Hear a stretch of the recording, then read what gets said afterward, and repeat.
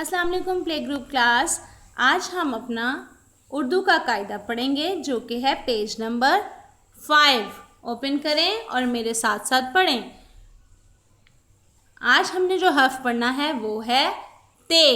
ते के ऊपर दो नुक्ते, ते के ऊपर दो नुक्ते, ते के ऊपर दो नुक्ते।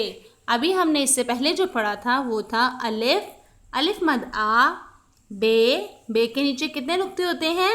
एक नुक्ता होता है। पे के नीचे कितने नुक्ते होते हैं? 3 नुक्ते होते हैं।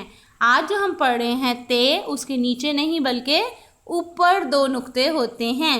उसके ऊपर 2 नुक्ते होते हैं। अब हम देखेंगे ते से कौन कौन से लफ्ज़ बनते हैं। ते ताला, ते ताला, ते तरबूज, ते तरबूज, ते तितली, ते तितली।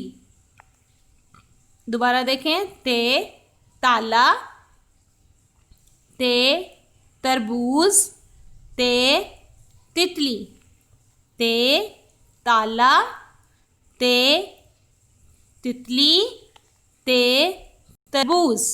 ठीक है। ते के ऊपर कितने नुक्ते होते हैं? 2 नुक्ते होते हैं। ते के ऊपर कितने नुक्ते होते हैं?